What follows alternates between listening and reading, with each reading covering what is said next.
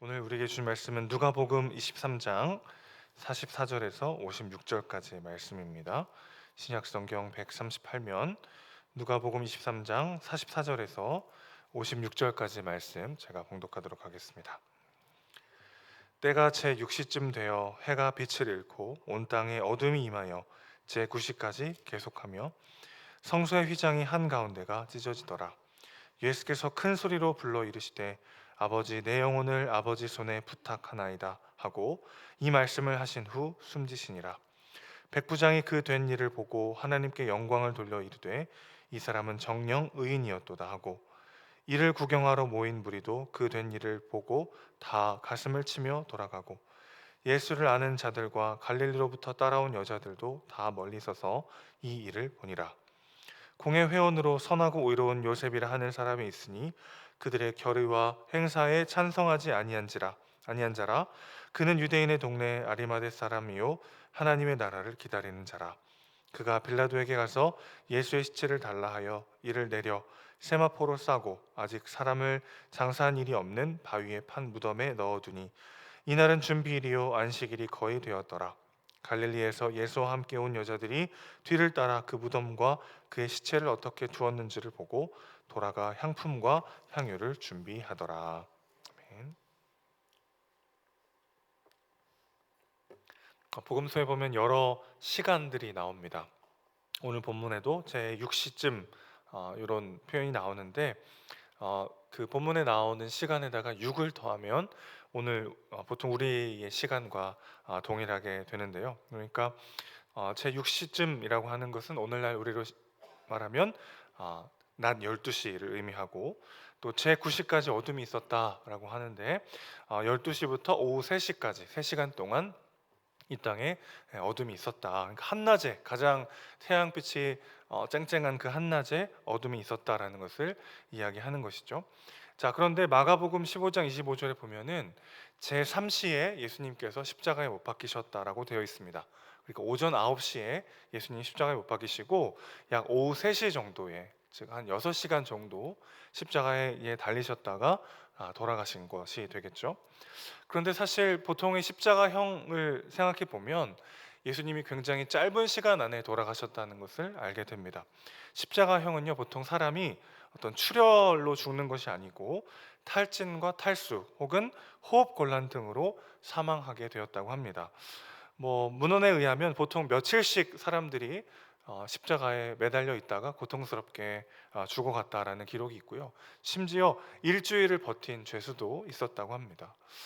그런데 예수님께서는 6시간이라고 하는, 물론 그것도 굉장히 고통스러웠겠지만 상대적으로 짧은 시간 안에 돌아가셨다는 것을 우리는 알게 되는 것이죠. 왜 이렇게 금방 돌아가시게 되었을까요? 물론 십자가를 지시기 전에 모진 고문을 당하셨기 때문에 그렇다라고 말할 수 있겠습니다. 온몸에 쇠와 유리가 박힌 채찍질로 맞으셨기 때문에 온몸이 다 찢겨지고 살과 뼈가 도려지는 그런 고통을 당하셨죠. 이미 피를 많이 흘리신 상태였습니다.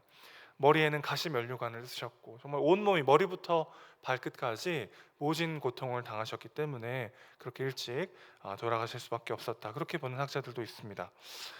예수님의 죽으심의 의미를 오늘 본문은 45절에서 이렇게 말하고 있어요. 예수님의 죽으심과 함께 성소의 휘장이 찢기게 되었습니다. 성소와 지성소를 구분하여서 대제사장만이 들어갈 수 있는 바로 그 자리에 구분이 사라지는 거죠. 즉 누구나 하나님께로 나올 수 있는 길이 열리게 된 것입니다. 죄의 문제가 해결되지 않으면 결코 일어날 수 없는 일이죠.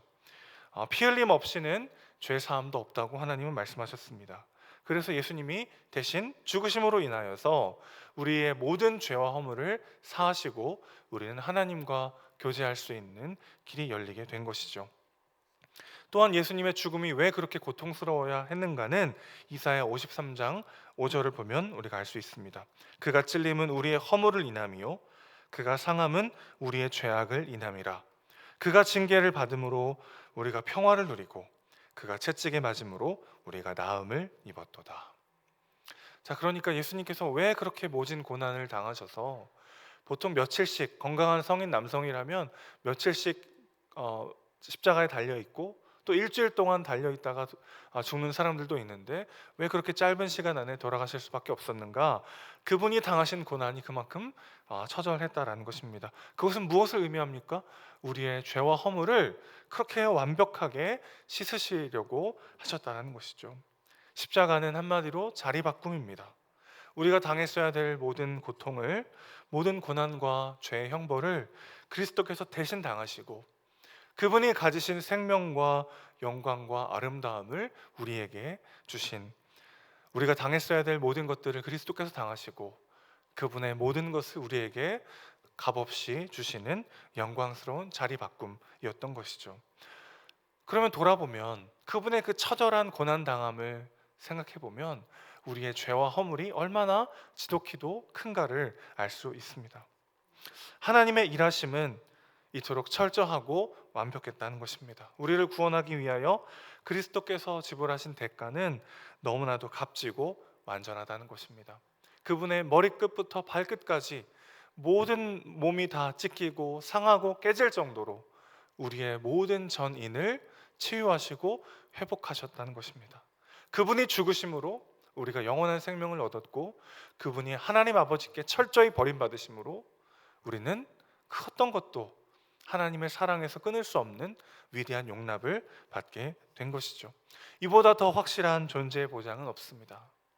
십자가를 생각하면 생각할수록 그분이 얼마나 처절한 고난을 당하셨는지를 목도할수록 우리가 얼마나 큰 사랑과 존재의 보장을 받았는지를 우리는 바라볼 수 있게 되는 것이죠.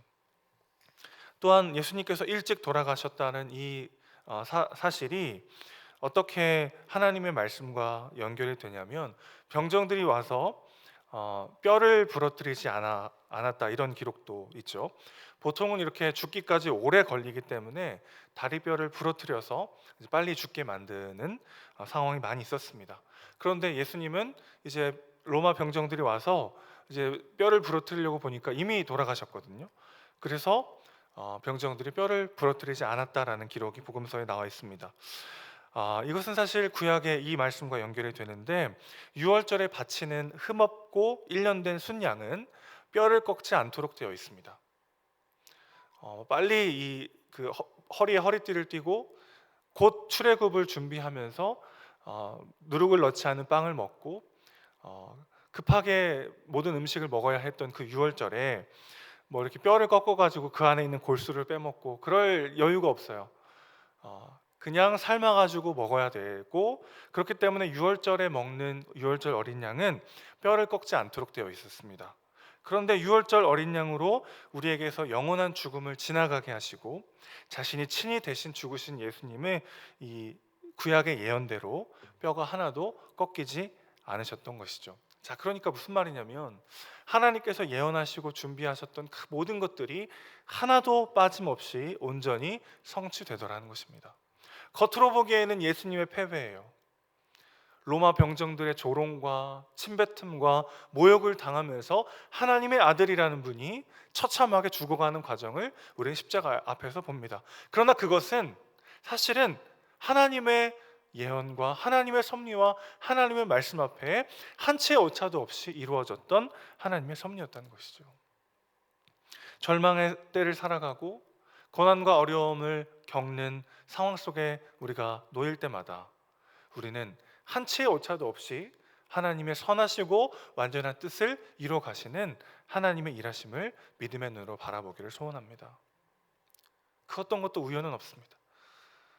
우리를 향한 그 하나님의 완전하시고 처절하신 사랑과 계획이 쏟아지고 있고 우리를 붙잡고 있다는 것을 믿을 때 우리는 다시 한번 담대히 주어진 하루를 살아내게 될 수 있을 줄로 믿습니다. 이런 절망적인 상황 속에서도 하나님의 말씀은 한 치의 오차도 없이 성취되고 있음을 우리는 보는 것이죠. 그러면서 오늘 두 사람의 이야기가 추가로 등장하게 되는데요. 백부장이 이렇게 고백합니다. 47절 보시면 백부장이 하나님께 영광을 돌리면서 이 사람은 정녕 의인이었다라고 선언하는 것을 보게 됩니다. 로마 군대의 조직에서 가장 큰 단위는 이 군단인데요. 한 개의 군단이 약 6천 명 정도의 사병으로 구성되어 있었습니다.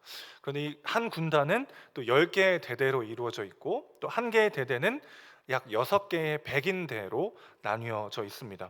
뭐 이름은 백인대지만 사실 뭐 50명에서 80명, 100명 다양한 구성으로 이루어져 있는데 이 백인대를 이끄는 수장이 바로 백부장이었습니다.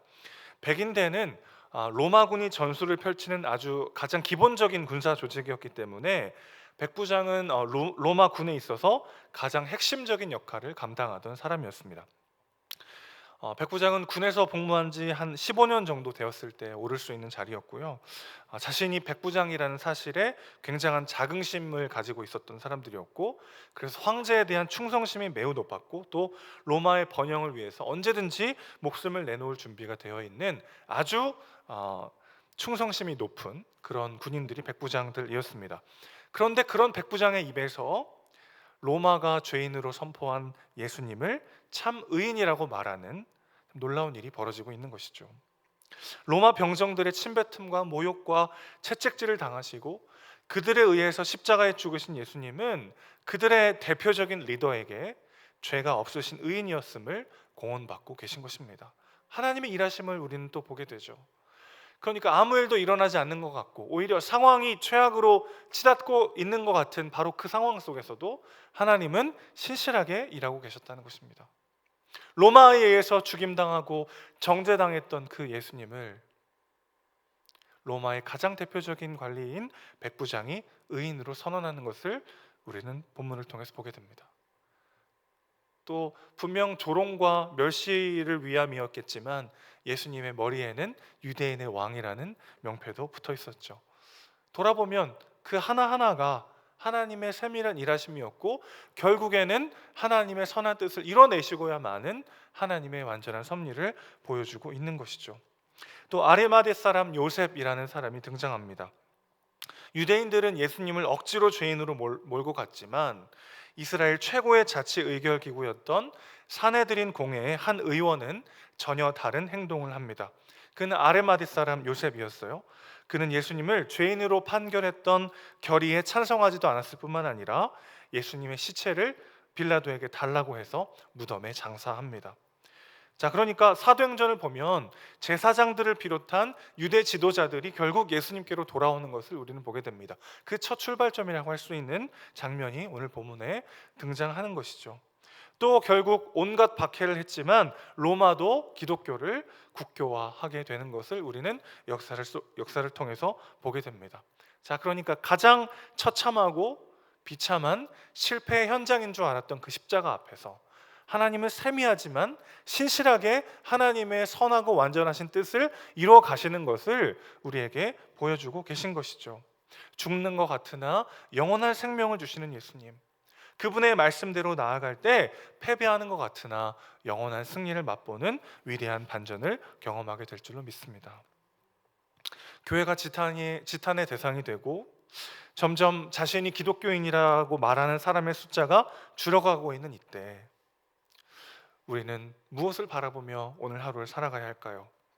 어둠이 짙어지고 현실은 점점 더 어려워진다 할지라도 우리는 묵묵히 주님 가신 그 길을 걸어가야 합니다. 주님 가신 섬김과 낮아짐의 길을 담대히 걸어가야 합니다. 그럴 때 아무 일도 일어나지 않는 것처럼 보이지만 오히려 상황은 더 악해지고 나빠지는 것처럼 보이지만 하나님은 신실하게 하나님의 일을 이루어 가실 줄로 믿습니다. 묵묵히 그 길을 걸어가는 저와 여러분 되길 소원합니다. 누가 알아주건 알아주지 않건, 열매를 맺건 그렇지 못하건, 내가 성실하게 열심히 했던 그런 것들이 무언가 보람 있는 결과를 도출하건 그렇지 않건, 그런 것과 상관없이요, 우리가 해야 할 일은 무엇입니까? 결과와 상관없이, 내가 마주한 현실과 상관없이 묵묵히 주님을 따라가는 것입니다. 나머지는 우리 하나님께서 책임지십니다.